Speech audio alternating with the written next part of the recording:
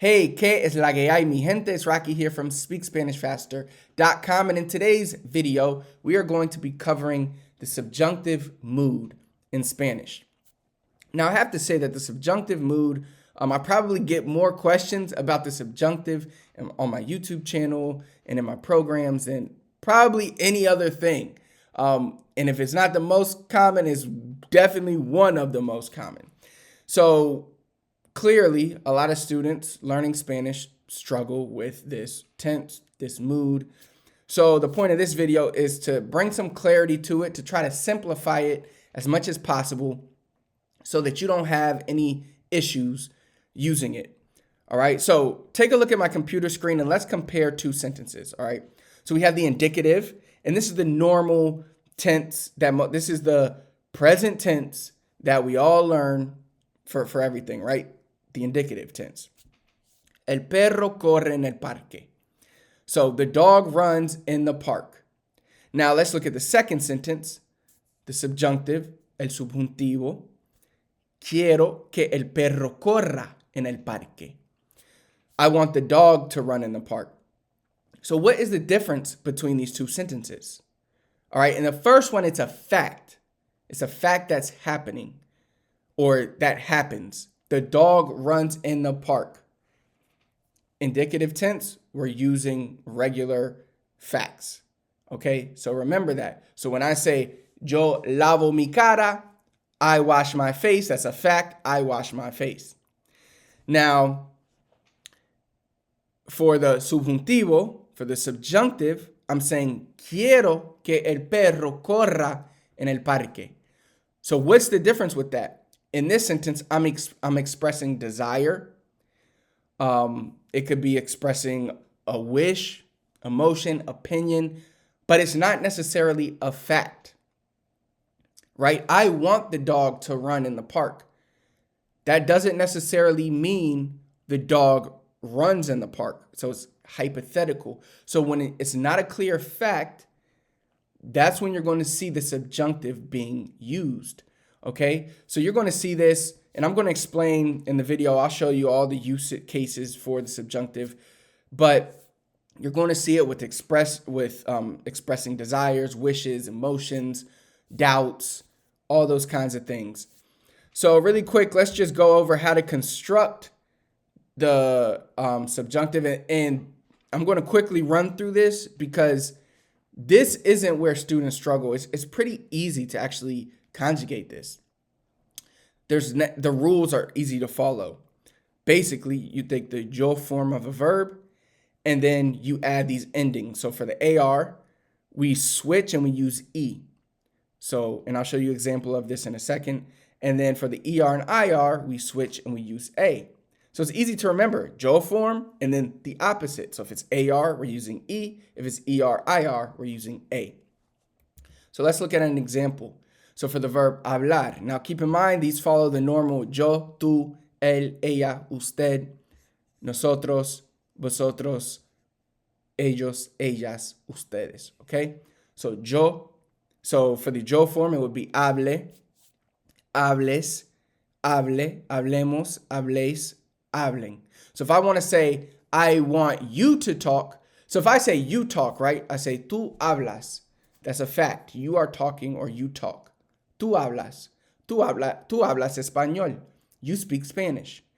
So that's the indicative tense. Now, if I say, I want you to speak Spanish, I'm expressing a desire of mine.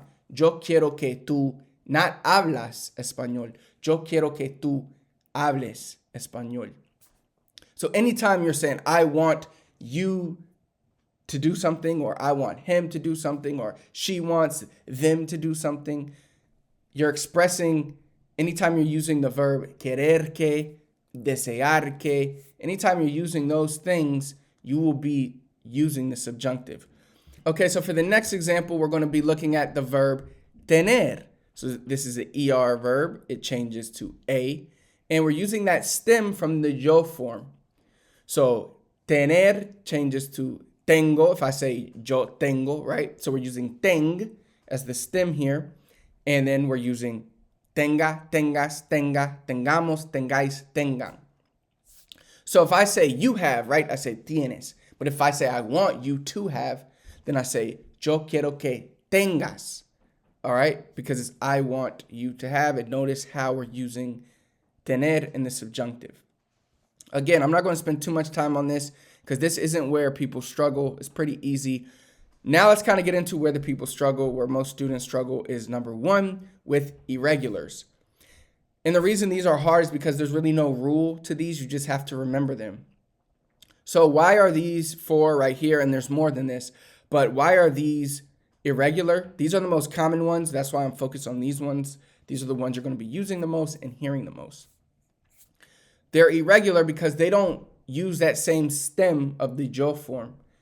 So remember how for hablar, we use habl, right?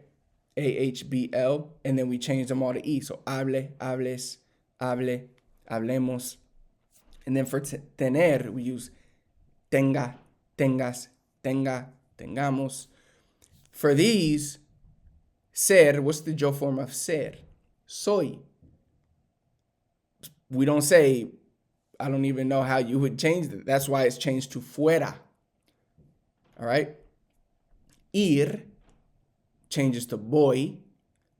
I go, yo voy.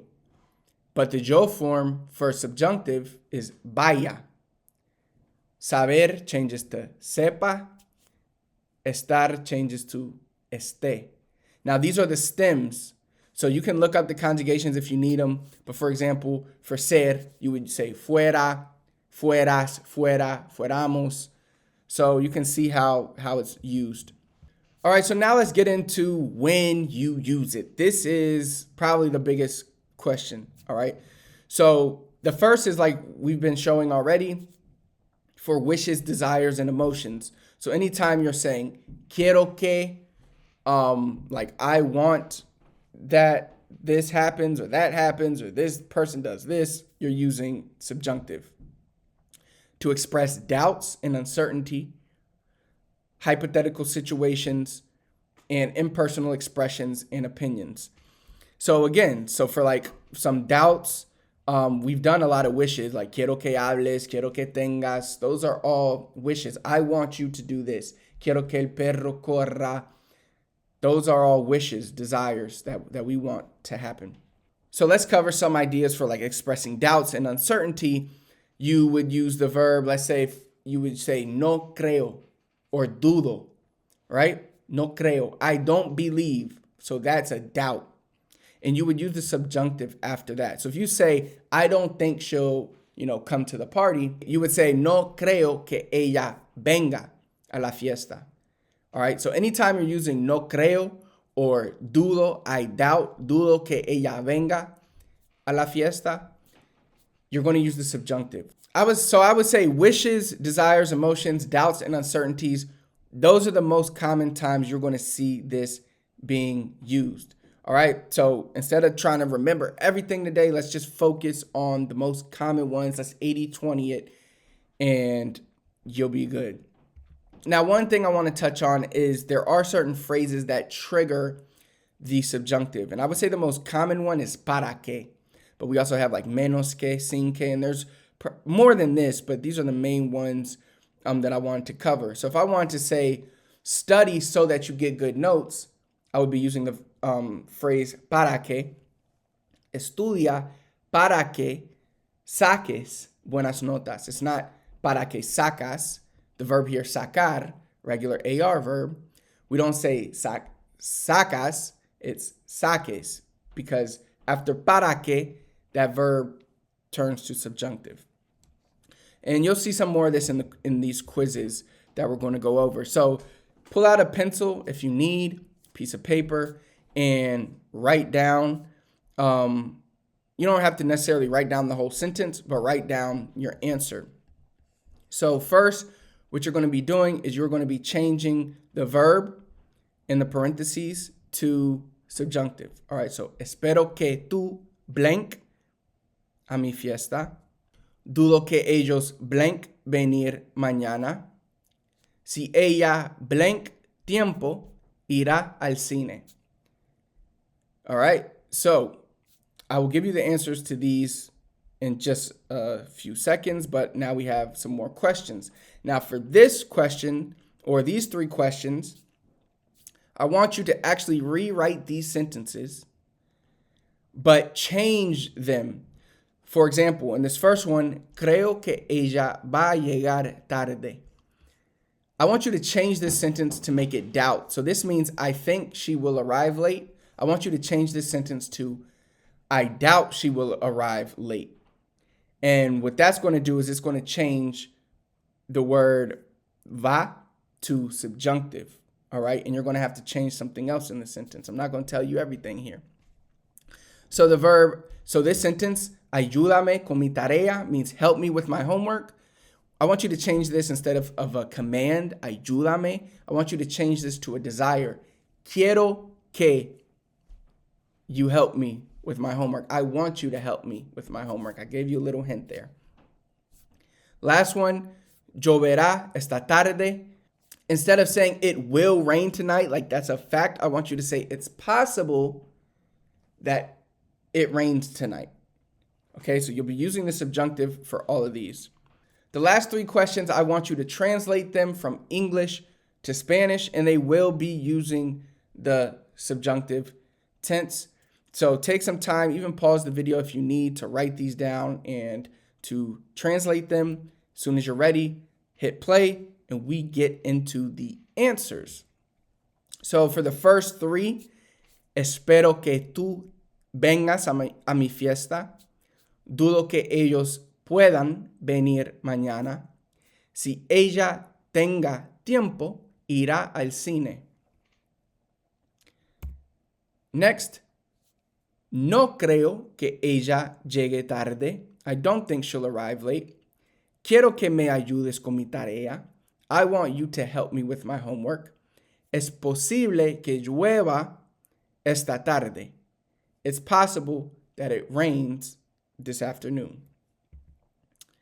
Now we are, remember, translating. Es importante que hables español. Espero que él pueda venir a la fiesta. A menos que estudies, no pasarás el examen. So let me know how you did on the quiz below. If you have any questions, definitely don't hesitate to ask them in the comments. This won't be the last subjunctive video I do, because again, it's a common question I get, and it's always good to review these topics, to always work on our Spanish. And now when you are consuming Spanish, because at the end of the day, that's how you really learn Spanish, is by consuming a lot of it.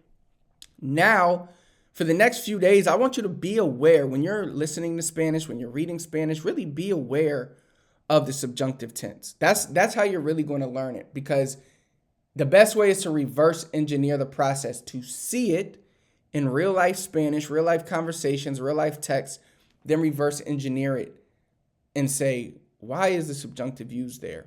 And match it to the rules and the kind of the formats that we talked about today.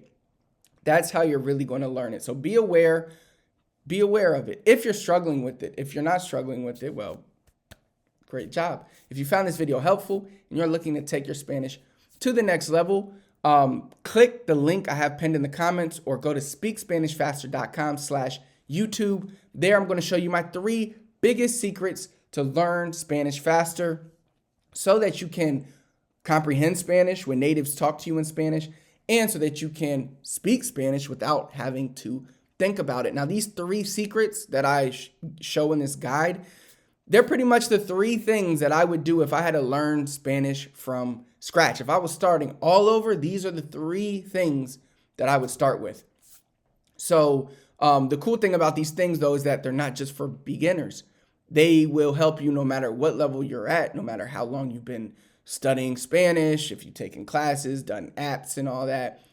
This is going to really help you level up your Spanish, so check that out. Last but not least, please do not forget to subscribe to the channel, turn on notifications so you never miss another video. Hasta la próxima vez. Hablamos.